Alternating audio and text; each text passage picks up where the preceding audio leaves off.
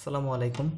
আমাদের সিলেট বোর্ড 2024-এ আমাদের প্রথম যেই প্রশ্নটা স্থানাঙ্ক জ্যামিতি থেকে আমাদের ক নম্বরে বলা আছে যে যদি সি বিন্দুগামী এবং টু ডাল বিশিষ্ট, অর্থাৎ এই বিন্দুটা এবং ডাল যদি এটা হয় তাহলে একটা সরলরেখার সমীকরণ বের করতে হবে। আমরা জানি যে ডাল মানে হচ্ছে কি? ডাল মানে হচ্ছে ওয়াই বাই এক্স, উঠা বাই হাঁটা। যখন আমরা এটাকে সমীকরণ বের করব তখন কিন্তু আমরা এইভাবে লিখব M equal to Y by X. কিন্তু যেহেতু সমীকরণের মধ্যে আমার বিন্দু এবং এক্স ওয়াই চলক উভয়ই থাকতে হবে, এই কারণে আমাকে ওয়াই থেকে ওয়াই বিয়োগ করতে হবে, এক্স থেকে এক্স বিয়োগ করতে হবে। এখানে বিন্দু আসেই একটা, এই কারণে আমি দিলাম 1 1। যদি একাধিক বিন্দু থাকতো তখন 1 1 2 2 3 3, তখন আমি এখানে 1 1 অথবা 2 2 3 3 যে কোনো একটা দিলে কিন্তু হতো। এখন প্রত্যেকটার মান বসিয়ে দাও। M equal to 2 Y minus, এটা হচ্ছে ওয়াই 1। অবশ্যই ব্র্যাকেটের প্রথমে থাকে এক্স, পরে থাকে ওয়াই, এটা সবসময় মনে রাখতে হবে। তাহলে এটা হচ্ছে x1, এটা হচ্ছে y1। y1 হচ্ছে 5, x1 হচ্ছে -4, তার মানে +4 হয়ে যাবে। এখন এটাকে একটু ক্যালকুলেশন করলেই আমাদের আনসার কিন্তু চলে আসবে। 2x + 4 × 8 = y - 5, বা 2x - y = -13।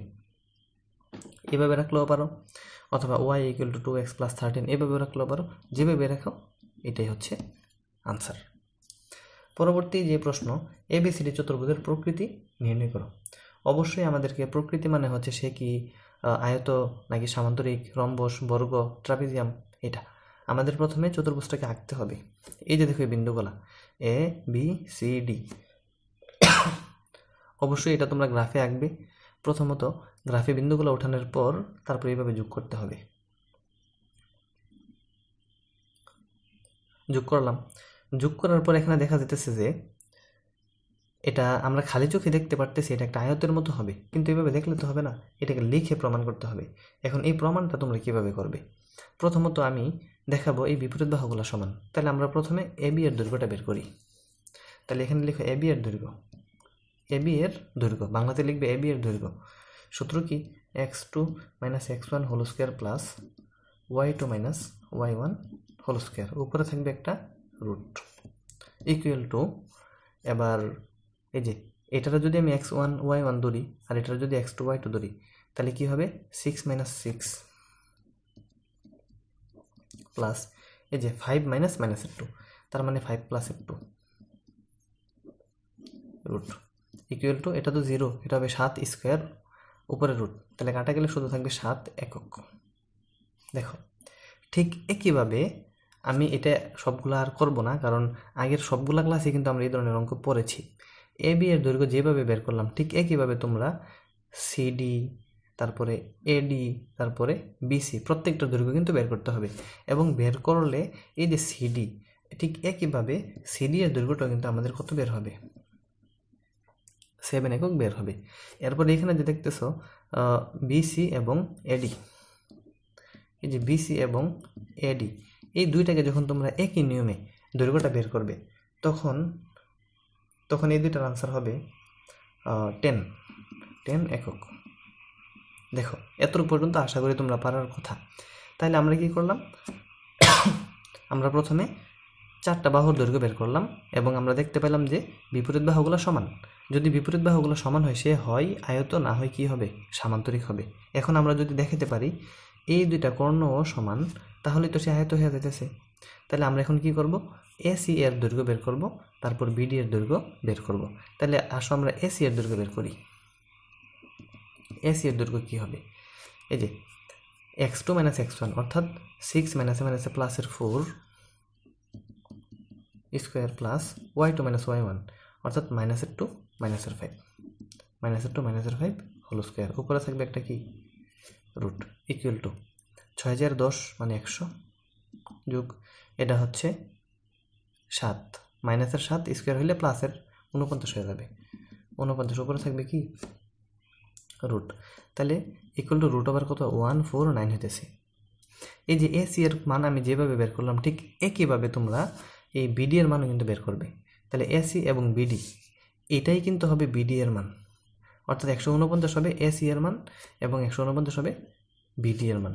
যেহেতু দুইটা কোণের মান সমান, অতএব আমরা বলতে পারি যে সে অবশ্যই একটা কি হবে? আয়ত হবে, তার বিপরীত বাহুগুলো সমান এবং দুইটা কর্ণও সমান, তাহলে সে অবশ্যই একটা কী হবে, আয়ত হবে।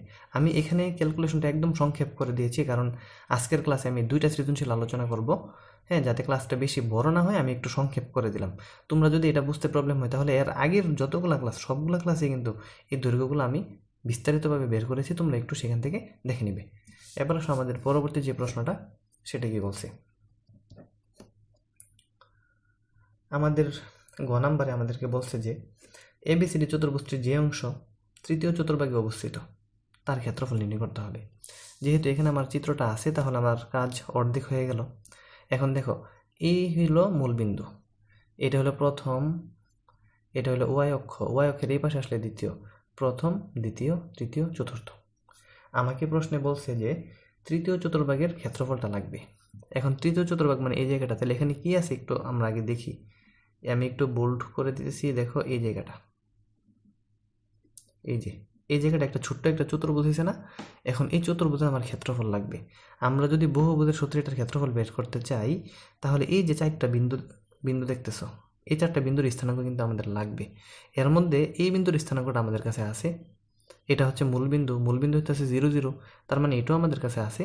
আমাদের কাছে এই দুইটা বিন্দু কিন্তু নেই, তাহলে একটাকে আমি ধরলাম, এটাকে ধরো পি, এটাকে আমি ধরলাম কিউ। অর্থাৎ আমি যদি এটার ক্ষেত্রফল বের করতে চাই তাহলে পি এবং কিউ এর স্থানাঙ্কটা আমাকে আগে বের করতে হবে। এবার আসো আমরা পি এর স্থানাঙ্কটা বের করি। পি এর স্থানাঙ্ক বের করতে হলে দেখো এই যে সিডি, এই সিডি যে রেখাটা আছে, এই সিডি রেখাটা এক্স অক্ষে ছেদ করছে, তাহলে আগে সিডি এর সমীকরণ বের করতে হবে, এরপরে এটার মান কিন্তু বের করতে হবে। তাহলে সিডি এর সমীকরণ আমরা কীভাবে বের করব, দেখো এখানে দুইটা বিন্দু আছে, এই যে এখানে দেখো আমরা সমীকরণ বের করেছিলাম, কিন্তু এটা শুধু সি এবং ঢাল, তাহলে এটা তো সিডি এরটা নাও হইতে পারে, তাহলে আমরা সিডি এরটা আলাদা করে বের করি। তাহলে আমাদের সি হচ্ছে কত, সি হচ্ছে -4 5, আর আমাদের ডি হচ্ছে -4 -2। তাহলে সিডি এর সমীকরণ কী হবে, সিডি এর সমীকরণ হবে y2 - y1, অর্থাৎ সূত্র এই যে এটা y - y1 x - x1, এখানে m এর জায়গাতে হবে y2 - y1 x2 - x1। আমি এখানে লিখে দিই y2 - y1 by x2 - x1 equal to y - y1 x - x1। এখানে 1 1 এর পরিবর্তে 2 2 কিন্তু রাখা যাবে, কোনো প্রবলেম নেই।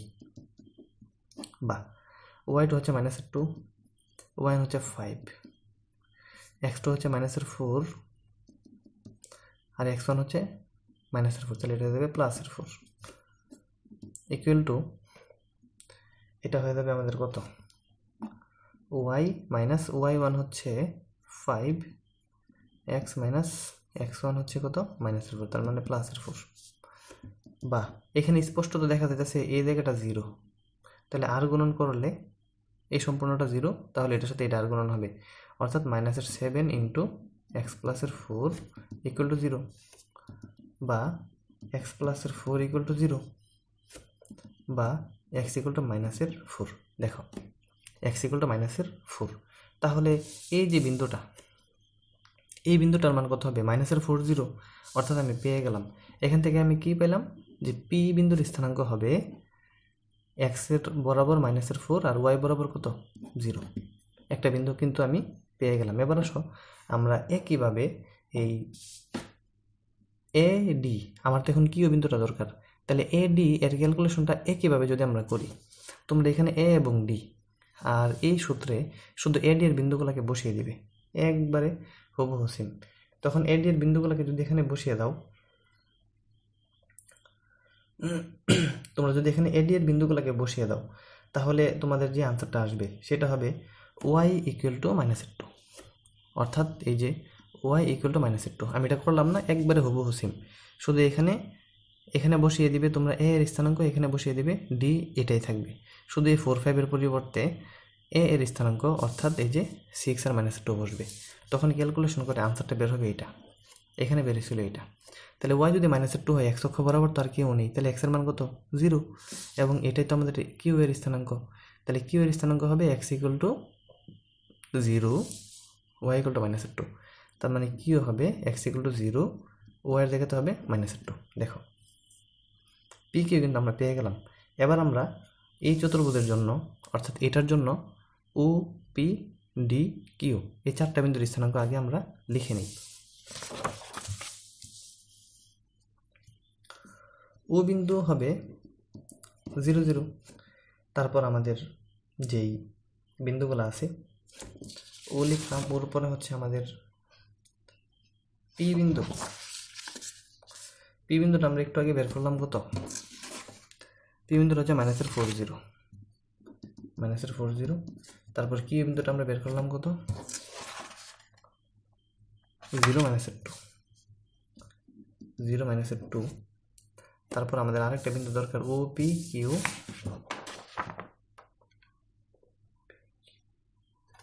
ডি। ডি হচ্ছে -4 -2। দেখো এই বিন্দুগুলো আমরা নিলাম, আর আমার চতুর্ভুজটা ছিল এরকম, এই যে ও, তারপর হচ্ছে পি ডি কিউ এরকম ছিল। তাহলে আমরা কি দিয়ে শুরু করব? আমরা এভাবে ঘড়ির কাঁটার বিপরীতে কিন্তু হিসাবটা করতে হবে। তাহলে আসো আমরা লিখি, তোমরা লিখবে যে ওপি ডি কিউ চতুর্ভুজের ক্ষেত্রফল হাফ। প্রথমে আমরা কোনটা দিয়ে শুরু করবো? যে কোনো একটা দিয়ে শুরু করলে হবে। তো আসো আমি এই পি দিয়ে শুরু করি। তাহলে পি এর স্থানাঙ্কটা কত -4 0 লিখলাম। পি এর পরে লিখতে হবে কাকে? ডি। ডি এর স্থানাঙ্কটা কত? -4 -2, এই যে। এরপরে ডি এর পরে লিখতে হবে কাকে? কিউ। কিউ মানে কত? 0 -2। এরপর কিউর পরে লিখতে হবে কাকে? ও বিন্দু। ও বিন্দু কত? 0 0। এখন ওতে চলে আসলাম, তাহলে আমি শুরু করছি কই থেকে? পি থেকে। পি দিয়েই কিন্তু শেষ করতে হবে, অর্থাৎ আবার পিকে লিখতে হবে। তাহলে পি হয়ে যাচ্ছে -4 0 ইকুয়াল টু হাফ ইন্টু, প্রথমে এভাবে 4 দুগুণে +8, আবারও 4 দুগুণে +8, 0 0 0 0 0 0 মাইনাস এটা 0, এটাও গুণ করলে 0 সাথে যে কোনো সংখ্যাটি গুণ করলে কত হয়? 0। এটাও 0 সাথে যে কোনো সংখ্যাটি গুণ করলে 0, এটাও 0 সাথে যে কোনো সংখ্যাটি গুণ করলে 0। এখানে সবই 0, সেকেন্ড ব্র্যাকেট। এখন সবটাকে যদি আমরা ক্যালকুলেশন করি তাহলে আমার আনসার আসবে 8। যেহেতু ক্ষেত্রফল এই কারণে হবে কি? বর্গ একক। দেখো এটাই কিন্তু আমাদের এই অঙ্কের আনসার। খুবই সহজ এবং অনেক ইজি একটা প্রশ্ন। যদি বুঝতে কোনো প্রবলেম হয় তাহলে অবশ্যই কিন্তু সেটা তোমরা কমেন্টে জানাবে। আচ্ছা, তাহলে এখন আমরা বরিশাল বোর্ডে চলে আসি। আমাদের বরিশাল বোর্ড 2024-এ আমাদের প্রথম প্রশ্নে বলছে যে পি = 5/3, কিউ = -4/2, অর্থাৎ দুইটা বিন্দু আছে। এই দুইটা বিন্দুর সাহায্যে আমার এই পি কিউ সরলরেখার সমীকরণটা বের করতে হবে। তাহলে আমরা সরলরেখার সমীকরণের সূত্র কি জানি? m = y - y1 x - x1। আবার m এর মানটা কি? এই m এর মানটা হলো y2 - y1 x2 - x1। এখন সরাসরি আমি এটার সাথে এটাকে লিখে ফেলি, তাহলে কি হবে? y2 - y1 x2 - x1 equal to y - y1 x - x1। এখানে 1 যেহেতু এখানে বিন্দু দুইটা, এটা হবে x1 y1। আমরা চাইলে x1 y1 এর পরিবর্তে কিন্তু x2 y2 কেও লিখতে পারি। আনসার একই হবে, কোনো প্রবলেম নেই। এখন প্রত্যেকটা মান বসিয়ে দাও। y হচ্ছে 2, y1 হচ্ছে -3, x2 হচ্ছে -4, x1 হচ্ছে কত? 5 ইকুয়াল টু y তো স্থির থাকবে, এটার কোনো মান হবে না, x এরও কোনো মান হবে না। তাহলে y1 কত? 3, x1 কত? 5 বসিয়ে দিলাম। এখন এটাকে ক্যালকুলেশন করি আমরা। উপরে আসতেছে -1, নিচে হইতেছে -9, মাইনাস মাইনাস কাটা। তাহলে এদিকে হচ্ছে y - 3, x - কত? 5। বা এখন এটাকে আর গুণন করো, আর গুণন করে ক্যালকুলেশন করলে আনসারটা হবে x - 9y = -22। এটাই কিন্তু আমাদের নির্ণয় সরলরেখার সমীকরণ। তোমরা যদি এটাকে পক্ষান্তর করেও লিখো তাহলেও কিন্তু কোনো প্রবলেম নেই, এটাই কিন্তু আমাদের আনসার হবে। এই ছিল আমাদের ক নাম্বার। খ নাম্বারে আমাদেরকে বলছে যে পি কিউ আর এস চতুর্ভুজের ক্ষেত্রফল, অর্থাৎ পি কিউ আর এস চতুর্ভুজের ক্ষেত্রফল পি কিউ এস ত্রিভুজের ক্ষেত্রফলের এত গুণ হলে কে এর মান নির্ণয় করো। এখন সমস্যাটা হলো এখানে কে থাকার কারণে আমি বুঝতেছি না যে এই ওয়াই এর মানটা কি পজিটিভ হবে নাকি নেগেটিভ হবে। যদি আমি বুঝতে পারতাম তাহলে কিন্তু আমি গ্রাফের চিত্র ডাকতে পারতাম। এখন এটা যেহেতু আমি বুঝতে পারতেছি না, তাহলে অবশ্যই আমার প্রশ্নে কোনো একটা হিন্টস থাকতে হবে যাতে আমি বহুপদের মাধ্যমে কাজটা করতে পারি। যদি প্রশ্নে কোনো হিন্টস নাও থাকে তখন তোমরা যেটা করবে, পি কিউ আর এস তোমরা ধরে নিবে তারা পরস্পর ঘড়ির কাঁটার বিপরীতে। অর্থাৎ এটা পি, এরপরে পাবা কিউ, এরপরে পাবা আর, এরপরে পাবা এস। অর্থাৎ যদি কোনো হিন্টস না থাকে তাহলে অবশ্যই তারা ঘড়ির কাঁটার বিপরীতে ঘুরতেছে, এইটা ধরে আমাদের কাজ করতে হবে। তাহলে যেহেতু এখানে আমাদেরকে সরাসরি বলাই আছে যে ঘড়ির কাঁটার বিপরীতে ঘুরতেছে, তার মানে আমরা এখন কোনো চিত্র ছাড়াই এটার ক্ষেত্রফলে চলে আসি। তাহলে আমরা লিখব যে পি কিউ আর এস, এই যে পি কিউ আর এস চতুর্ভুজের ক্ষেত্রফল। এটার ক্ষেত্রফল কী হবে? অবশ্যই বাংলা লেখাটা তোমরা লিখবে, হাফ ইন্টু, প্রথমে পি দিয়ে আমরা শুরু করব। তাহলে পি এর মান এখানে কত হইতেছে? 5 3, তারপর কি -4 2, তারপর -2 -1, তারপর এস এর মান হচ্ছে কত? 3 কে। এই যে কে কিন্তু এখানে ধ্রুবক, এটার মানে কিন্তু আমাদের লাগবে। এরপর আবার পি কে রিপিট করতে হবে, যেটা দিয়ে শুরু করি সেটা দিয়েই শেষ করতে হবে। আর অবশ্যই শেষে হবে বর্গ, ক্ষেত্রফল হলে হয় বর্গ একক। এখন এটাকে আমরা ক্যালকুলেশন করি, হাফ।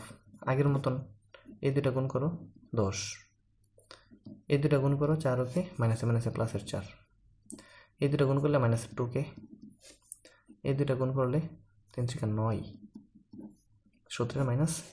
এবার এইভাবে করো, 3 4 -12, তারপর 2 2 -4, 3 1 -3, 5 কে, প্লাসের 5 কে, সেকেন্ড ব্র্যাকেট।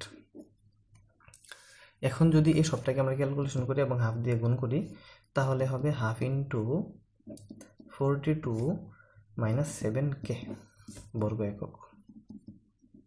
দেখো এটা আমার কার ক্ষেত্রফল? পি কিউ আর এস চতুর্ভুজের ক্ষেত্রফল।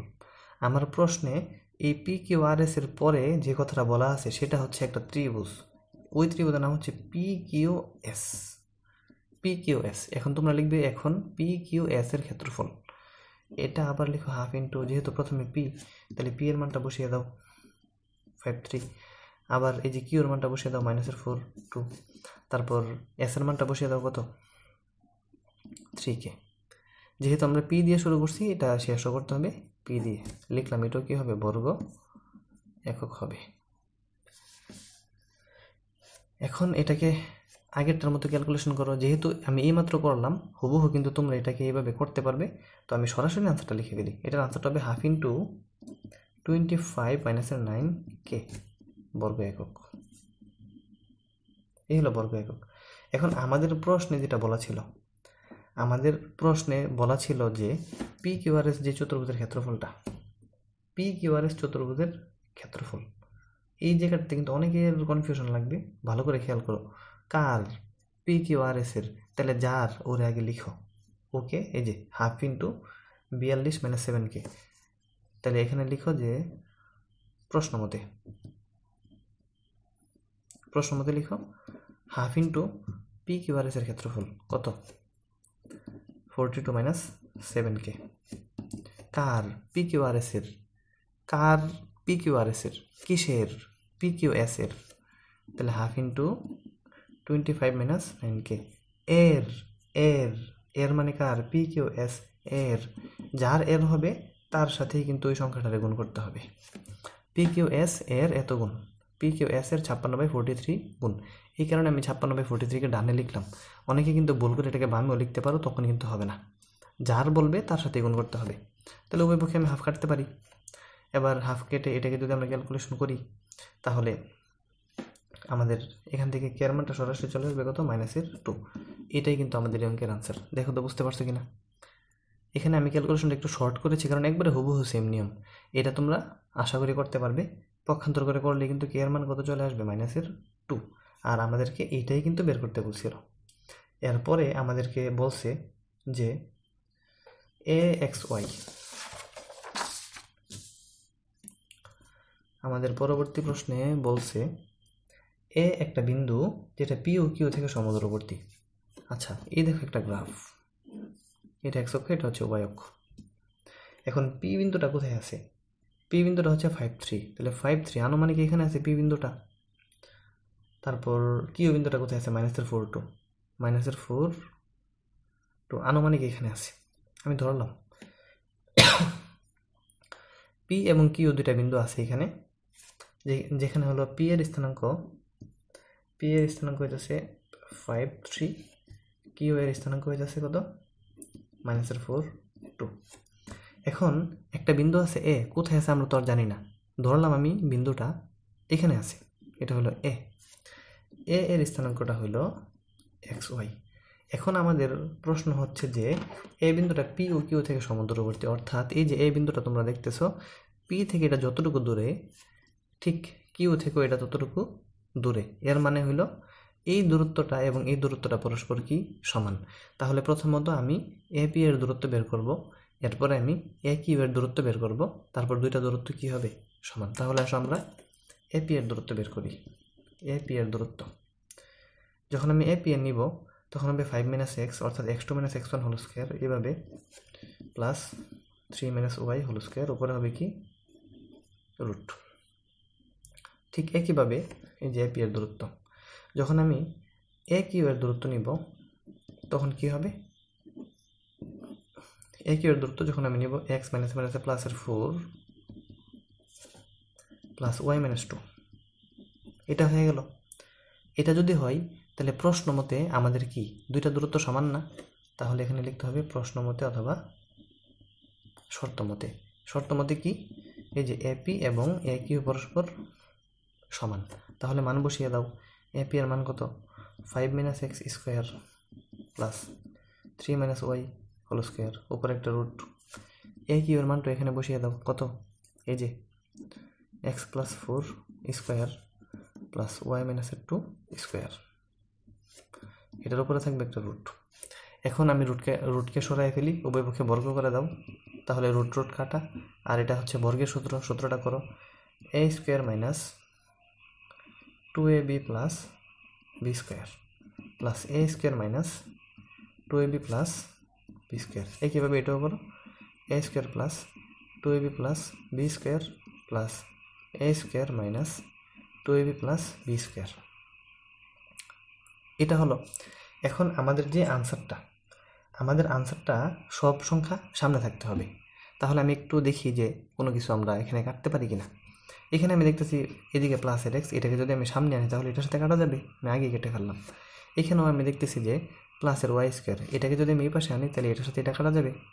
আচ্ছা, তারপর হ্যাঁ এখানে আর কোনো কিছু কাটা যাবে না, তাহলে আবার সবগুলোকে আমি সামনে নিয়ে আসি। এখানে হচ্ছে আমার 25 আর 9 কত হবে 34, মাইনাসের 10x মাইনাসের 6y মাইনাসের 8x, 16 আর 4 হচ্ছে মাইনাসের 20, এটা সামনে আসলে হবে প্লাসের 4y ইকুয়াল টু কত 0 বা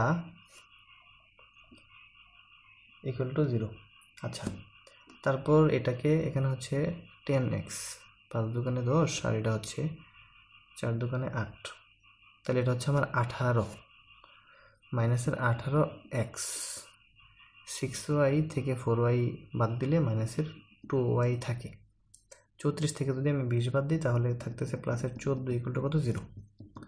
আমি যদি মাইনাসের 2 দ্বারা সবাইকে ভাগ করি 9x, এটা হয়ে যাবে প্লাসের y, এটা হয়ে যাবে মাইনাসের 7 ইকুয়াল টু 0। এবং আমার প্রশ্নে বলছে 9x প্লাসের y।